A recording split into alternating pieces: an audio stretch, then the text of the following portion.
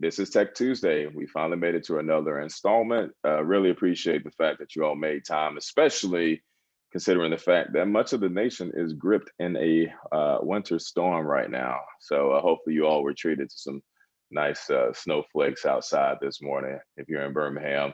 But we just, again, wanted to say thanks for making time. We can only imagine the demands, right? We're in the new year, a lot of good stuff going on. So just want to let you all know that we really appreciate you all and the support, the time that you all give to not just the organization, but to the entire ecosystem, right? And so that's what this is really all about. You know, with Tech Tuesday, we want to make sure that we have some recurring program to bring everybody together to talk about the latest trends, to hear from the latest thought leaders, just to make sure that we still have that community. I personally, and I think it's safe to say that we all are really looking for that moment where we can come together safely in person. So hopefully, maybe, you know, late Q2, Q3, we'll see how that goes. But for right now, we'll still maintain this virtual format. Also want to just say thanks for the people on the call who have renewed their membership or have encouraged their organizations to do the same. We made some significant changes over the past few months, moved to an annual billing. We've changed some of the tiers. The primary motivation behind that is just to make it easier, right? We had about 12 different tiers, if you recall. And so all that to say, we just wanted to make sure that we were being more efficient, that we could direct more of our attention and time on you know, hopefully serving as the voice of this ecosystem, and just leaning in and leading on initiatives when we can, supporting initiatives when we can. And, you know, right, we can't do that unless we have that support. And you all have given that to us in droves. I also want to recognize the board members that are on the call as well, for the Tech Birmingham, as well as the Tech Birmingham Foundation. Don't want to get too far ahead, but we're going to be rolling out something new soon. So to those who have said yes to either one of those bodies or both, if you are a glutton for punishment, we want to just say thanks as well. We really appreciate your collective support and leadership. Just before we go ahead and bring up the superstar of the hour, the person that you all are here to see, I'm going to kick it over to Christina, just kind of maybe lay out a little bit of the ground rules, and then we will get into the programming and go from there. Great. Thank you, Dion. You know, as you were talking about the snow, and I was just thinking we are in a snowdemic during the pandemic. Had to throw in a it's dad better joke. than Snowmageddon. It That's is a better new than one. Snowmageddon. Yes. So yay for snowdemics. Anyhow, thank you all for joining us. So today, thank you for those who've participated in our poll. We will launch let me share the results. And as I share those results, if you have questions for Victor during his presentation, go ahead and either put those in the Q&A or in the chat box. And Rebecca and I will be here to facilitate those and make sure that all of those questions get answered at the end of the program. And then if you know there's somebody that Victor wants highlighted, if there's a question that we would like to have someone highlighted, to so we can hear your voice asking it, we will do that as well. So anyhow, so the results of the poll, what do you think is the biggest reason that diverse businesses are underutilized in Birmingham? Lack of capacity, lack of awareness of opportunities to hire, lack of access to capital, or lack of interest in partnerships. And 71% of our audience believes that it's lack of opportunities to hire. So hopefully we will dive a little bit further into that. I see Victor smile, so I think he's going to touch on that. All right. So Dion, I'll let you introduce our guest of honor today. Absolutely. Well, he is our guest of honor. It's an honor to have him here with us. Everybody pretty much knows Victor Brown, but I don't want to take it for granted that everybody is just intimately familiar with his work. I'm sure he's going to share a lot about his past and his current work with us. But a few things that I do want to offer up. I've known Victor so long, I don't know how long it's been. So, but I do recall he reminded me yesterday, as a matter of fact, that we first met on Twitter. And I remember when Twitter, just shortly after it really first launched, it kind of caught hold. It was a close-knit community. You would wake up and you would see people as the good morning on Friday. You would see the same people every time. Robert Hunt was a part of it. Taylor Peak. Just so many familiar names and faces in Birmingham. So I'm just really glad that the universe saw fit to have our paths cross, and I've been fortunate to call him a friend in many ways. Victor is a mentor, and he is really making sure that he leans into the space around emerging companies and underrepresented, or as I like to say, underestimated companies and individuals, and leaning into the importance of them, making sure that they're connected. And so while Victor might not have that traditional, I guess, place in tech, if that is even an appropriate way to say it, but he is a critical part in this tech ecosystem, in this innovation ecosystem. And so I just wanted to make sure that I highlighted that, because his work is so critical, especially as it relates to Vital. Again, I'm sure most of y'all on this call are familiar with that program, but if we are really going to elevate as a region, we have to make sure that we are building an ecosystem that is as inclusive as it is robust. And that is in tech, that is in innovation, that is in the supply chain, that is in your traditional lifestyle, Main Street small businesses. It is in all of it. And we cannot have one without making sure that the other is well supported. I firmly believe that. So anyway, I will briefly turn it over to Victor. There is one part of his bio that I will read, because if there is anything I know, it is that people with grandchildren want to make sure you point out that they have grandchildren. So I will just share this. Victor was born in Atlanta, but has been a resident of Birmingham since 2001. Although a native of Atlanta, he is proud to say he is from Birmingham. He resides with his wife, Tahira Monique Brown, who is just a delight. They have a son, a daughter, 8 grandchildren, 3 great-grandchildren, and 1 grandchild on the way. What better bio is there than that? So with that said, thank you, Victor. I will turn it over to you, my friend. Absolutely. Thank you, Dean. I really appreciate that. And I guess we'll be pulling up the presentation, but I'm so pleased to be here and to share information about this Vital program. And so I guess we'll move on to talk about Vital. So Vital stands for Valuing Inclusion to Accelerate and Lift. That's the name of that program. I think that's on the next slide, if we can advance to that next slide now, if that's possible. And I know when Christina had told me what the name of the topic was, so there's Vital, Valuing Inclusion, Accelerate and Lift. And on the next slide, and I noticed Christina put an S on the end. I was like, well, wait a minute, it's not Vitals, it's Vital. But then when I got to thinking about it, I said, you know what, I'm not gonna tell her to change it, because our vitals are vital. And I'm gonna dig into that and tell you why that means a lot to me. On the next slide is just us talking about vital signs and what vital signs are all about.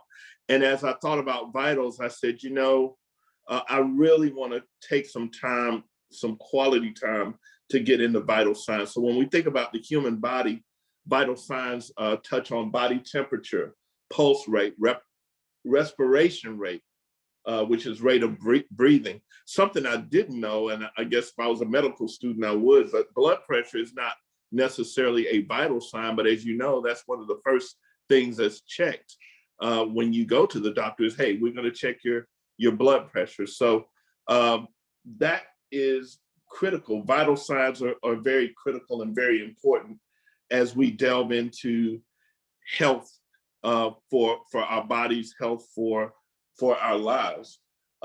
Let's think about vital signs in an economy. I know my colleague, Emily Jerkins, always talks about the labor participation rate and how that is a measure of the health of an economy. That if you got people, it's not always just about the employment rate or the unemployment rate, but what about the people that could be working that are not working, that are not participating? So that's a critical component of our vital signs in a community. Full employment is important.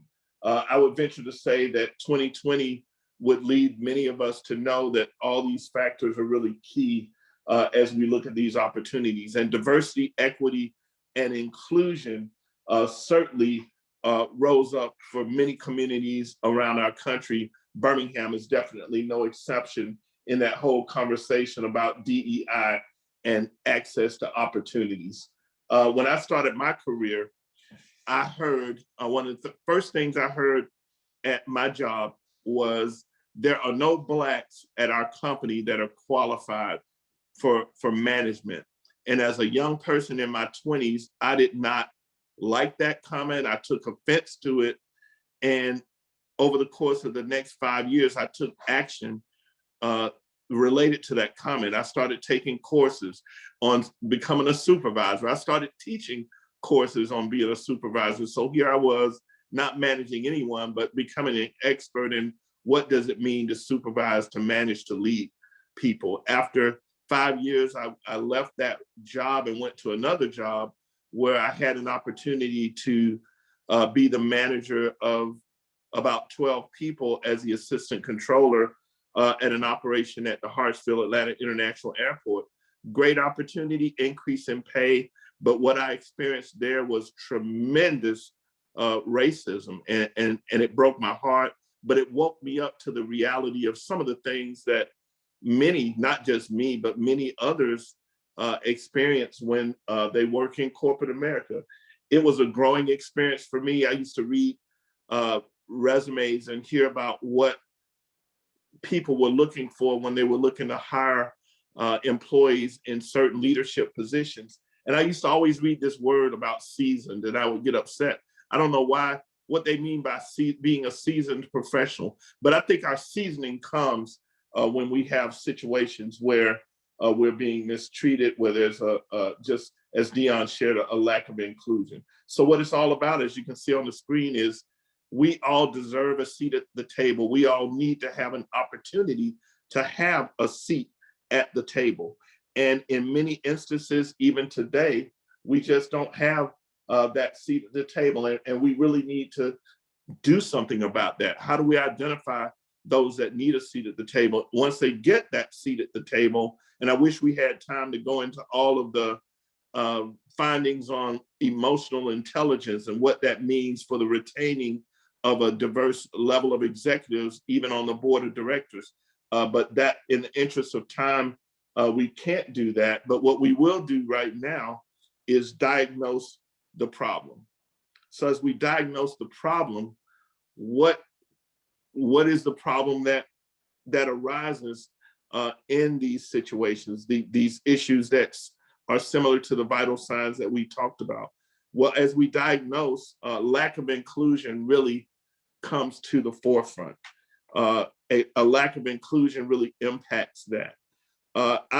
In 2018, I had a situation occur that I wasn't planning on, but my health was failing me. My vital organs were failing. Couldn't stand up. Couldn't eat anything. I could not drink anything, which was quite odd to me. Could not stand up for more than 45 seconds. My wife ended up taking me to the doctor, who then sent me to the hospital. And when I got there, they had to determine the things that needed to be done. I mean, that was as my vital signs and my organs were failing, that happened. And then later on I guess it was May 15th, I was going to have my heart checked to see what was going on. That same day, there was going to be a conversation between three incredible leaders. And I don't know if we can get to the next slide or not. I hope we can. But those three incredible leaders are pictured on that slide. Dr. Anthony Hood, Martha Underwood, and Dion Gordon. They met for the first time that day. I actually helped to design that meeting. It was Uriah Williams' idea. He was with the Kiwanis Club of Birmingham, the Vulcan Kiwanis Club of Birmingham, and he wanted to do a seminar for his members on the topic of inclusion in innovation. And I hate that I missed it since I helped to put it together, but it's amazing since that time how the three individuals that you see on the screen have really impacted the whole conversation around inclusive innovation. And that in many cases is what's missing in a component of what we're talking about today that critically is vital to our economy. So on the next slide, we see that our vital organs, are they healthy? Are our vital organs healthy? You've heard my situation, and quite frankly, in 2019, I was healthier than I've ever been. And in 2020 and 2021, I've gotten even more healthy.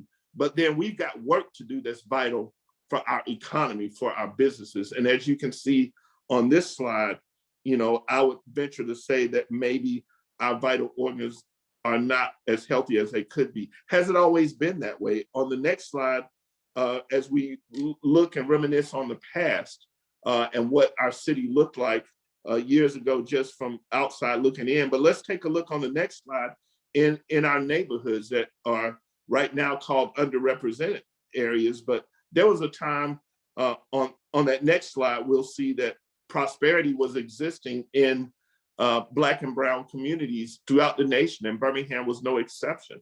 I always say when I look at the pictures of Dr. King and his leaders, I mean, sharp, the hats and the suits and the way that they moved and shook in all the communities around Birmingham as they were leading us for change and civil rights. And on the next slide, you'll see examples of what I think thriving communities look like in some cases today, but definitely in many cases throughout the communities that don't look like they used to look. We have to have courage. We have to have courage to make a difference. One of the first things that we talked about when we talked about the Vital program is get into good trouble. That's what John Lewis said, get into good trouble, get into necessary trouble. And so that's so important for us to be able to do that. On the next slide after that, we see that there was a change in the status of small and minority business in 2020. COVID had a major impact on the reality for businesses, especially those that were involved in certain industries that were around retail and restaurants and individuals that took care of our hair and our beauty. Those businesses were impacted tremendously. And you'll learn that Birmingham Business Alliance, we're going to be addressing some of those issues along with other partners and funders that can help us deal with some of the issues of recovery there. So these challenges and figuring out how to gain traction, and we were actually gaining traction in 2019, just as Victor Brown was recovering from his health and was stronger than ever in 2019. I worked with several Black-owned companies, many of which are on this call today, as well as small businesses, both Black-owned and white-owned, women-owned businesses. 2019 was actually a year where I was so excited to see progress being made, those businesses growing and figuring out their strategies. But then we had unprecedented effects in COVID-19 that really changed that. Part of what we did on the next slide, you'll see our COVID-19 resources, where we got involved and engaged with trying to figure out how to communicate the things that were available to help companies. And on the next slide, you'll see a slide that talks about the rapid response and how we partnered with the city of Birmingham, Birmingham Strong, and our partners at Rebound Birmingham to really make a difference in the lives of the businesses that were doing business in Birmingham. On the next slide, it really covers how we had changing local and national priorities. Our leader at the time, Fred McCollum, in 2019, talked a lot about how we as a community needed to do better as it related to doing business with Black and brown-owned companies and other minority and women-owned businesses, that we need to improve in relationships and don't shut out opportunities. So BHAM Strong, as we mentioned before, was a part of that. Anti-racism was on the rise, especially as a result of the George Floyd murder and just people just waking up to realize that things were not the way they should be. The Paycheck Protection Program got activated, and the SBA was a big part of that, along with their EIDL loans. In July of 2022, the Vital Pledge on the next slide was where Mayor Woodfin called to action certain companies. He invited about 15 companies, 13 responded, and 12 signed on to the pledge. And you'll hear later on about the 10 that actually reported on the Vital Pledge. So the bottom line was, we love to talk about it, but it's time to move from conversation to action. And that's what the Vital Pledge is all about. And the Birmingham Promise impacts that with high schools, students having an opportunity to have their tuition to college covered, and also leveraging purchasing and procurement power. So let's talk about the conversations. So we had 5 conversations beginning in October of 2020, subsequent to the op-ed that Mayor Woodfin did in July.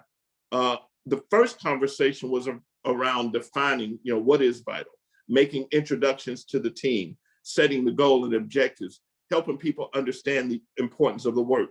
The second conversation was around the operations and supply diversity programs, the transformation of our community. We had a phenomenal presentation by Amir Ganad out of Atlanta, and Amir got deep into the conversation about transformation, and really it goes back to the courage, the will to transform yourself, to transform the company you work for, and to transform our entire city of Birmingham. We talked about SWOT. We did a SWOT analysis.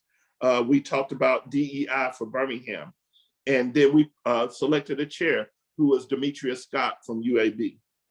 The third conversation was around the development of a spend report and review of the city's format for a spend report, and discussion of the topic of eligible spend. The fourth conversation was around barriers. And I was so excited that my answer was the top answer. They did not allow the speaker and the panelists to take the poll, so I was a little upset. But when I saw that 71% talked about not knowing about opportunities, I believe in many ways that is the big piece for Vital. It's not that the other poll question answer are not important, but clearly, how can a diverse company bid on an opportunity that they don't know about? So I think we'll have a chance to talk about that, not just today, but in the future. And our final conversation, conversation 5, where we reviewed the spend reports with all of the Vital representatives. We finalized our programming, because this work is ongoing work. This work is not just, hey, let's do this initiative for a few months or a year or two. We need this conversation, and more importantly, the work to continue. So we finalized that plan for programming in draft form and established the city of Birmingham's fiscal year from July 2019 through June of 2020 as the reporting period. You heard me mention, and on the next slide, you see that we had a SWOT analysis: strengths, opportunities, weaknesses, opportunities, and threats. So we talked about that and had a great conversation. I think that poll question did a good job of really encapsulating what we identified as many of the opportunities that we have in Birmingham. So really, this next phase for us, and on the next slide, you'll see it's all about bridging the divide.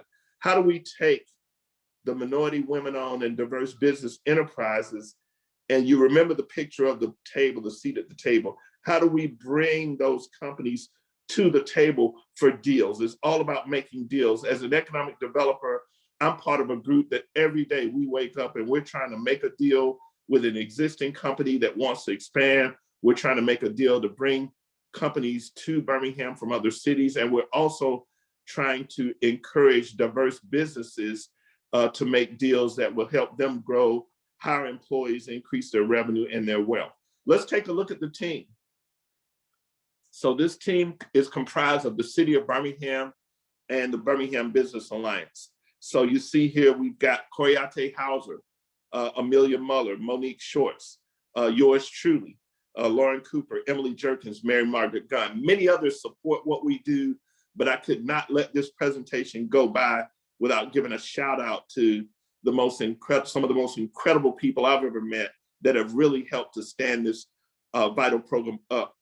So on the next slide, you see that we are about to get into a discussion about finalizing the report. What is it that we need to do? How do we report? What are the diverse categories? And as you delve into, and I hope all of you will begin to learn about the language and get to know the certifying organizations that use this language, and quite frankly, learn about the diversity within the companies in Birmingham, and not just the vital companies, but all of the companies that have an opportunity for diverse spend. Learn what those categories are, who they are, what category are you in terms of, whether you're a small business or an African-American owned business or a Hispanic owned business, whatever the case may be, there are many categories that are considered, and it does bring a level of complexity to this work. On the next slide, we see where the spend report was shared. These are the summary items from that spend report that was published in the Birmingham Business Journal on February 12th. Total available spend, diverse spend, and spend with local suppliers. We spent in total, the vital companies that reported spent $5.72 billion. They spent $663 million with diverse suppliers, about 12% of available spend, and they spent $1.04 billion, about 25% of available spend with local suppliers.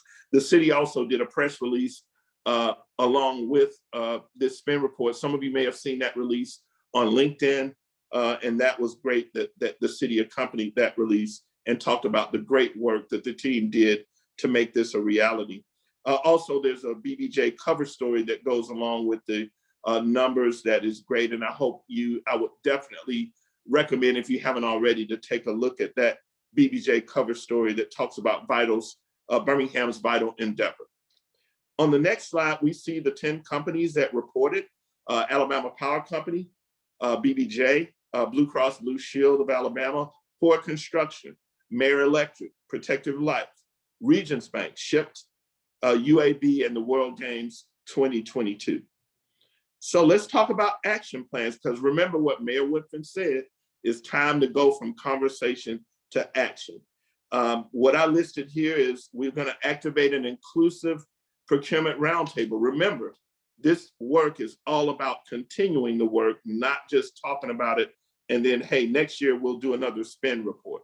The bottom line is we want to bring these vital companies together, and then we want to grow mentor and protege programs that can help those that work with minority, women-owned, and disadvantaged business enterprises. These programs can help them grow and learn best practices for development and growth. And we want to utilize best-in-class technology that can be used to track diverse spend. You cannot imagine, when we first started these conversations, how disparate and diverse the reporting systems were. I mean, people were using everything from nothing to the most advanced platform in the nation that tracks diverse spend. So those conversations were key, and it was so exciting to see the vital companies supporting each other and working together to strategize and agonize and figure out, how do we take information that we don't have and bring that information into a report format that we can share. So these were the conversations that were happening in November and December, and for a little bit in January, just figuring all that out. And so after the action plan strategy, the next slide talks about the Vital Pledge Company action plan implementation. Now what we want to do is add more signers to the pledge. So we've done the spend report. Now what? We want to add new companies. Our new CEO, Ron Kitchen, says, we don't want to just add the large companies. We need to add mid-sized companies. We need to add restaurants. We need to add any business that can do business with diverse companies. We want to make sure that we include other companies in the inclusive procurement roundtable, make sure that all the vital companies participate, that others come online to participate. We want to, again, emulate and build these mentor protege programs. In August 2021, we want to have an inclusive procurement summit where all of you will have an opportunity to come and witness the work that's done, to come and witness updated reporting on our spend in diverse areas in total, and for the local companies that are here. Now, we also have to look at next steps for the MWDBEs. Many of our resource partners on the next slide will be working with minority, women-owned, and disadvantaged business enterprises to help them develop. So while the Birmingham Business Alliance is working with the vital companies to get them stronger and more able to communicate about opportunities, while the city of Birmingham is working hard to do the same within their ranks, we also want to work with our resource partners that are going to help build the capacity of the MWDBEs. And you saw that was one of the questions on your poll earlier today. SBA 8A certification is something that Alabama companies have been leaving on the table for much, much, much too long. SBA 8A certification gives companies guaranteed contracts with the government that are large dollar contracts. So again, we don't have enough time to delve deep on this, but all of you should make a note about this, and whether you're a business owner or not, spread the word that we need to get better at participating in this program. One of my first clients when I had my accounting practice was an SBA 8A certified company. He went from probably doing an average of $500,000 a year in revenue to doing $5 million a year consistently as an SBA 8A certified company. That's just one example of how certification can have a positive impact on job growth, wealth growth, and revenue growth. We want to develop partnerships to scale. Birmingham, and I'm from here, so I can say this now, Birmingham is very resistant to partnering.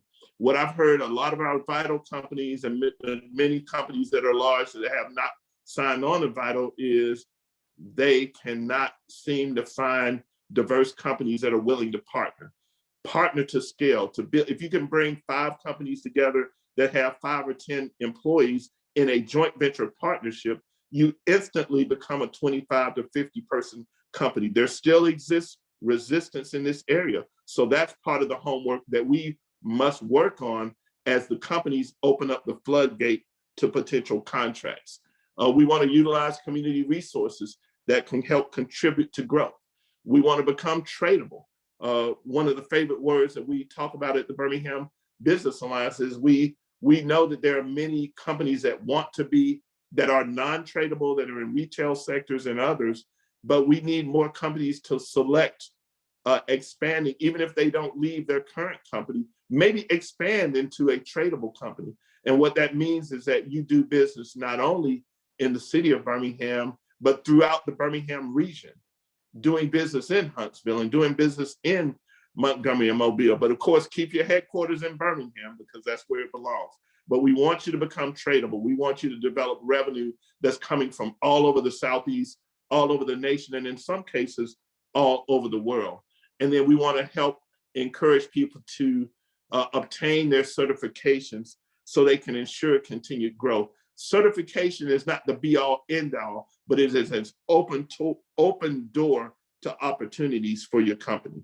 On the next slide, the Vital Pledge Company's path to increase diverse spend. So we want to help identify more companies. Birmingham Business Alliance has on our website a list of companies, but we already know that those are not all the companies. So we need each of you, and we all need to take the responsibility to know the companies that are diverse, identify them, and share that information. We want to help to boost our existing suppliers, to help those that are already doing business with the vital companies and the cities to get larger contracts.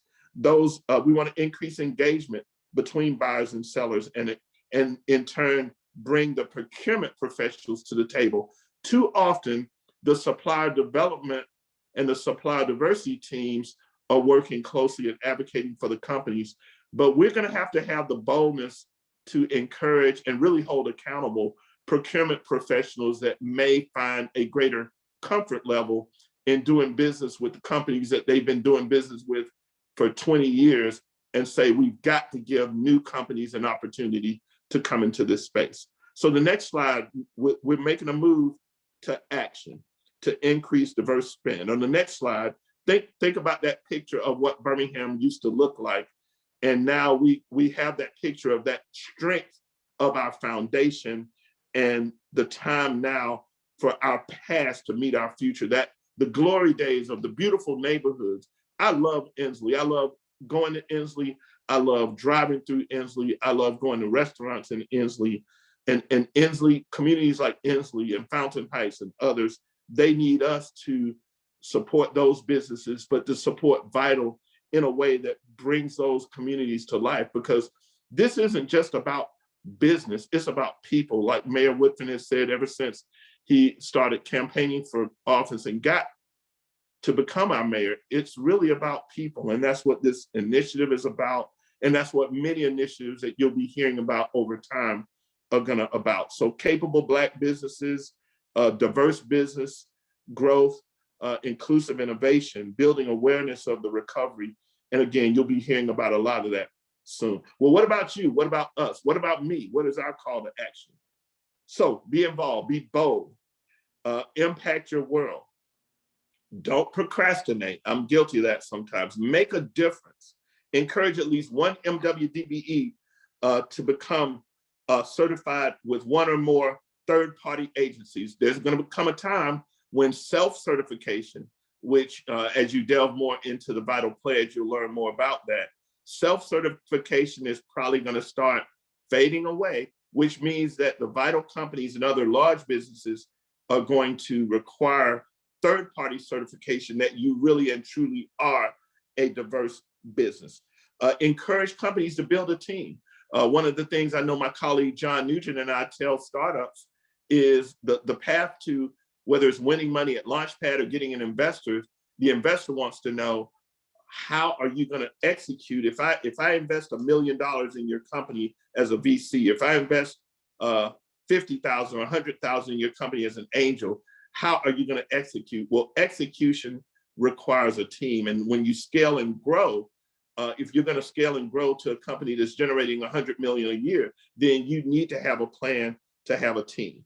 Partner with others, encourage partnership, pursue large dollar contracts, spend your money with diverse companies, and consider becoming an entrepreneur yourself. Some of the most successful entrepreneurs I know used to work in corporate America, and those are exactly the kind of individuals that we want to see coming into the fold. So on the next slide, actions will lead to outcomes. We want to increase diverse spend so we can transform Birmingham, create thousands of jobs, improve our neighborhoods, positively impact underrepresented business groups and communities. The benefits for Birmingham, if we do this, on the next slide, will bring companies that want to grow to the table. Their growth will impact the growth of productivity of our Vital companies. It is a twofold proposition. The Vital companies are going to benefit. You hear a lot of the automotive sector saying the diversity that is in automotive. Honda will tell you that the minority-owned companies that they partner with are totally responsible for their success, their ability to operate with low margins and generate profits and innovation. And that's a big deal. And more companies need to learn what Honda has learned. We want people to buy Birmingham. We want supply chain to provide pain relief. One of the things we talked about in our strategic plan that has not yet been released is, what would it look like if our community spent $1 billion in Birmingham that's being spent outside, an additional $1 billion being spent in Birmingham? What a difference would that make for job creation? We want to align with the new initiatives that will be coming online very, very soon. So that is a mouthful. It is now 12:50, and I'll turn it back over to the Tech Birmingham team. I'm so thankful that you asked me to speak. I'm so excited about the Vital program. And as each month goes by, there'll be more and more to share. And hopefully one day soon, whether it's middle of this year or next year, we can come back and give another update. Thank you, Victor. Let's see. We did have a couple of questions. Let's see. Bo Billingsley asks, where can local where can local minority business owners connect to discuss their unique position, opportunities, and challenges? Absolutely, great question. So there are many organizations. I know the Birmingham Business Alliance. We do work directly with companies to help them, and we are definitely looking for companies that want to grow, that want to create jobs. So you can feel free to reach out to me or any of my colleagues. Bob Dickerson at the Birmingham Business Resource Center and his team, Mona Lisa Morris, and I won't sing because when I think of her name, I like to sing Mona Lisa, but I do not sound like Nat King Cole, so I'll spare you the pain on that. But the Birmingham Business Resource Center is a phenomenal resource for minority and women-owned businesses. There are other resource partners. Much of this you can find on our Birmingham Business Alliance website. Urban Impact, Rev Birmingham, the Western Community Redevelopment Alliance. There are so many partners at the table. Rebound Birmingham, 15 organizations that we used to meet weekly, but every month we come together to talk about what do we need to do, what can we do? And I have to tell you, we agonize over the state of businesses, but we also have been pleased to have great successes in helping companies that are here to grow. Many of our companies that are diverse are achieving tremendous success. And so that answers your question. You can reach out to me and then I can share other contact information with you that'll provide resources. Great, thank you. Keep the questions coming. Let's see, Nan Baldwin asks, why do you think there's a resistance to small businesses to engage in partnering? Wow, what a question. I used to think I was a nice guy and I didn't have an ego, but that's not true. I think all of us we want to get the credit. We want to be the one that is dealing with the company. We want to show up when it's time to meet with the executives. Sometimes you may have 5 business owners that are very accomplished, and let's just make it a case. My colleague Carla Kodanian, we were talking today about coming up with a representative. So I'm going to give you the name. Let's say the name is John Jones. John Jones and 4 other companies are the CEOs, and John is very accomplished. His company is generating about $1 million a year. John has contacted 4 other diverse businesses to partner with him on a $5 million contract. John feels like he's the best one to lead that contract. But John, when he talked to Billy, Joe, and the other 2, they did not agree. They felt like John was doing so well that he was going to take over and steal their clients. So as a result, Billy and Joe and the others refused to sign a joint venture agreement with John.